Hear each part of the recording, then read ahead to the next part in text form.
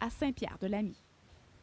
Un petit garçon de 7 ans réalisera son rêve, voir son idole, Vincent Lecavalier, en chair et en os à Tampa Bay. Imaginez, c'est grâce à l'implication du marathon de hockey-ball de Rivière-du-Loup qu'il pourra vivre cette expérience inoubliable. Pierre-Gabriel Turgeon. Corey Anthony adore le hockey, un véritable mordu. On a été touché par sa maladie, puis on a décidé là, de s'impliquer avec lui, puis de lui permettre peut-être de réaliser un de ses rêves. Downey laisse derrière, et là c'est Lecavalier! Quel bon jeu!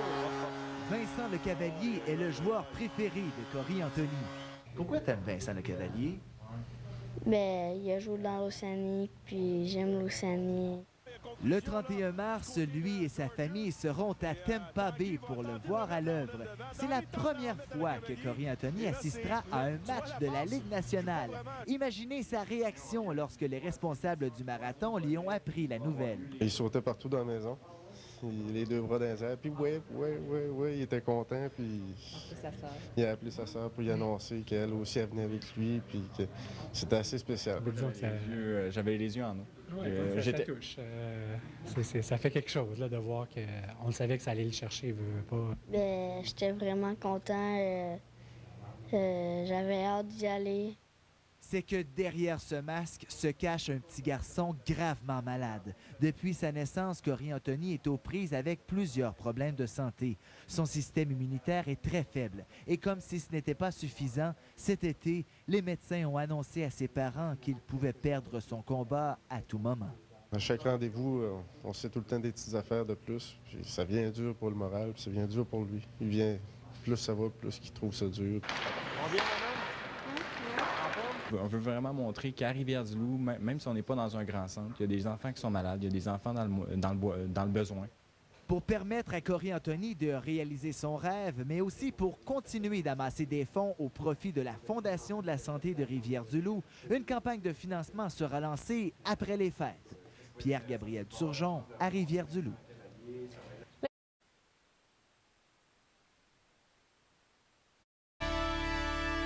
Guillemont, c'est confirmé. Il y aura une troisième édition du marathon de hockey de Rivière-du-Loup. Oui, Christine, c'est une compétition de hockey-ball qui se tiendra au Centre Premier Tech du 24 au 26 juin. Et cette année, la durée de l'événement passe de 36 à 48 heures, ce qui deviendra un record québécois et un record canadien. L'organisation de cette compétition estivale prévoit offrir aux amateurs du hockey-ball de fort calibre. Jusqu'à maintenant, là, on a une belle réponse des ex-Albatros puis des Albatros actuels, que ce soit également les joueurs des 3L. Mais c'est sûr qu'on upgrade tout le temps. Là, cette année, on peut déjà confirmer la participation de Marc-Antoine Pouliot qui joue avec le Lightning, d'Alexandre Picard qui va être de retour comme porte-parole officielle de l'événement. On est également en discussion avec d'autres joueurs, là, que ce soit Maxime Boisclair ou plein d'autres joueurs de la Ligue américaine. L'ancien gardien des Albatros, Olivier Roy, qui a déjà reçu son cadeau de Noël. Oui, et un beau cadeau de Noël.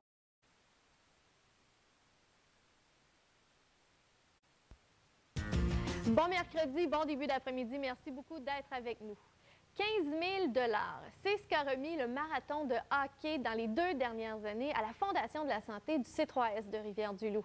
Jouer au hockey pour une bonne cause, c'est ce qu'il vous propose. De retour cette année avec quelques nouveautés. On en parle tout de suite avec 2 des organisateurs, Renaud Malenfant et Kevin Beaulé. Bonjour les gars. Bonjour. Donc, 48 heures, c'est long pour jouer au hockey. Vous mettez vos joueurs à l'épreuve parce que je me rappelle avoir entendu parler mes collègues l'année passée qui avaient joué 36 heures de hockey, c'était déjà quelque chose, mais là, 48 heures, vous allez les pousser à bout, là, finalement. Là. Exactement, oui. 48 heures, on parle d'un nouveau record québécois.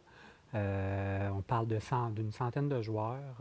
On parle de pas loin de 12 heures par joueur durant la fin de semaine au complet. C'est quelque chose. C'est pour ça que le terme marathon s'applique bien à l'événement. Comment ça fonctionne? C'est qu'il y a un relais qui se fait? C'est des équipes, 4 équipes compétition, 4 équipes participation qui vont jouer pendant toute la fin de semaine au complet, pendant les 48 heures. Dans le fond, il n'y a pas de gagnant en bout de ligne. Oui. Le but, c'est vraiment le dépassement puis de ramasser des fonds là, pour l'événement. 15 000 $ en 2 ans, c'est un bon montant. Est-ce que vous attendiez à remettre autant quand vous avez commencé ça?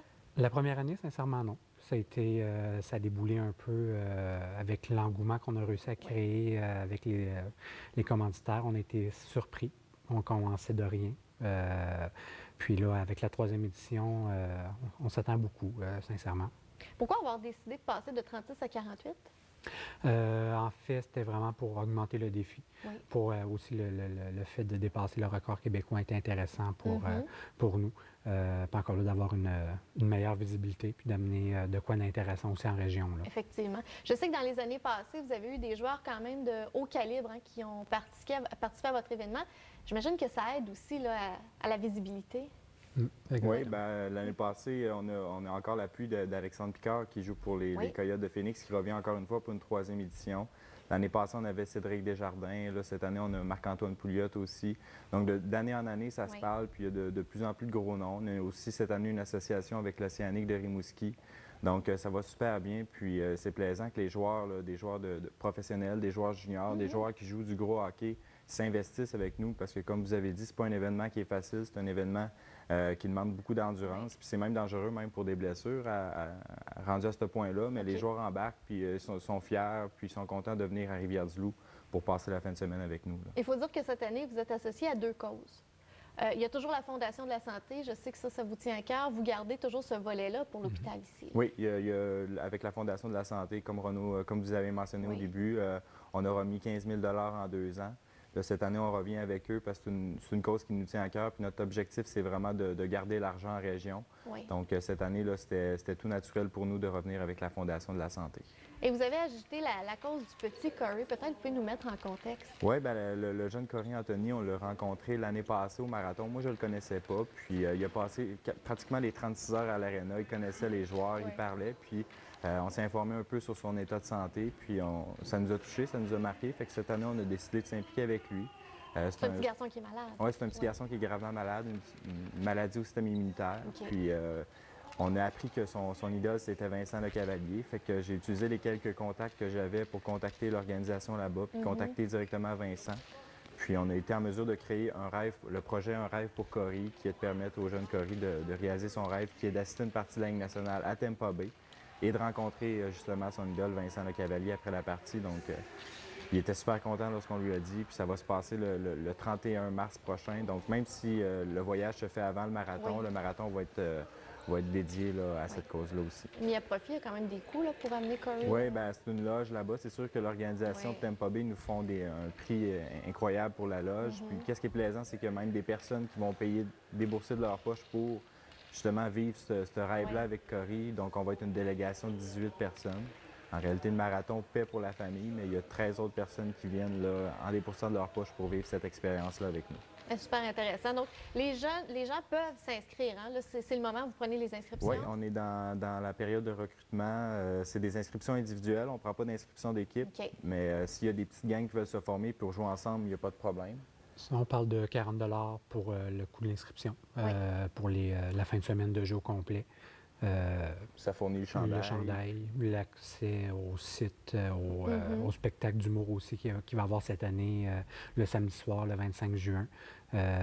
Bob Bissonnette qui va être là. Un show d'humour aussi qui va être à annoncer plus tard, mais on va avoir un bon spectacle. Alors, donc, c'est lors du week-end, donc du 24, 25, 26 juin. Exactement. Oui. Vous avez un site web, les gars? Oui. Le www.marathondehockey.com. Alors, on pourra suivre des capsules, d'ailleurs, informatives.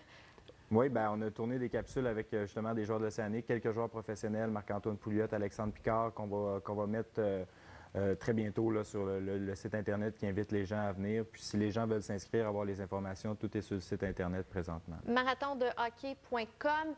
Pour ce qui est de l'humoriste du 25 juin, le nom sera dévoilé sous peu lorsque les contrats sont signés. Et donc, c'est le moment des inscriptions. Et on va suivre avec intérêt le voyage de Corey à Tampa Bay. J'aimerais bien ça. Moi aussi rencontrer Vincent Lecavalier pour d'autres raisons.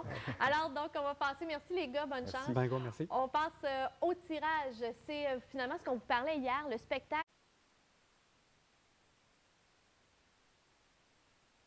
La 3e édition du marathon de hockey sera associée à 2 causes distinctes cette année. Le tournoi qui sera présenté les 24, 25 et 26 juin au Centre Premier Tech poursuivra d'abord son association avec la Fondation de la santé de Rivière-du-Loup. Michel Harvey, bonsoir. Bonsoir. Malgré son jeune âge, le tournoi prend une belle expansion. Oui, tout à fait. Le tournoi qui va passer de 36 à 48 heures. En fait, cette marque va constituer d'ailleurs un nouveau record québécois. Donc, près de 90 joueurs réunis en 8 équipes se disputeront la victoire pendant 2 jours consécutifs. Ça va être un beau défi. Comparativement aux 2 premières éditions, c'était 24 et 36 heures. Cette année, on augmente le défi à 48 heures. Ça va être difficile, mais on est confiant. On a une bonne réponse des joueurs jusqu'à maintenant. On a une bonne réponse aussi des entreprises jusqu'à maintenant. Donc, on est confiant, surtout que c'est pour 2 bonnes causes cette année. Donc, on est confiant d'avoir une bonne 3e édition. Puis, non, on est vraiment content jusqu'à maintenant. Bon, depuis ses débuts, l'organisation a remis 15 000 à la Fondation. Oui, tout à fait. C'est ce qui s'est passé. Cette fondation soutient depuis plus de 22 ans le développement dans le domaine de la santé à la grandeur du Bas-Saint-Laurent. Les sommes amassées sont dirigées vers leur centre de périnatalité et de pédiatrie pour le futur centre de la famille. La Fondation de la santé de Rivière-du-Loup est un organisme de charité. On sollicite au niveau de la population pour financer des équipements pour doter de meilleures technologies ou de haute technologie le C3S de Rivière-du-Loup. Et au niveau, tout dernièrement, au niveau des services communautaires également. L'organisation va également faire vivre tout un rêve à un jeune garçon de la région qui est pris avec une maladie rare. Assez particulière comme maladie, effectivement. Corey Anthony Roy-Lagacé est âgé de 7 ans. Il est atteint d'une grave maladie depuis sa naissance, en fait. Il vit présentement de grandes souffrances. Il est à risque en tout temps d'hémorragie cérébrale, d'anévrisme, de coma, de perte de vue et d'autres complications pouvant même aller jusqu'à la mort. Il y a des prises de sang, tout est bas, tout est pas beau, mais tu sais, c'est jamais assez bas pour dire c'est telle maladie. Il fait des migraines aiguës. Ça peut être dangereux qu'il y ait des vaisseaux sanguins qui éclatent. Il y a 3 médications, matin et soir, pour prévenir les migraines, pour être sûr qu'il n'en fasse pas, parce que ça pourrait être dangereux pour lui. Si des vaisseaux, ça pourrait être d'aller de rien au pire. Comment tu trouves ça, toi, l'idée d'aller à Tampa Bay? J'aime ça. Oui? Qu'est-ce que tu as le plus hâte? Mais de voir les joueurs. Vincent Lecavalier, peut-être? Oui. Ajoutons enfin que plusieurs joueurs professionnels ont confirmé leur participation, dont Marc-Antoine Pouliot, Maxime Boisclair et Patrick Coulombe. Alexandre Picard des Coyotes de Félix sera coprésident avec le jeune Corey. Ce sera une bien belle organisation. Merci, Michel.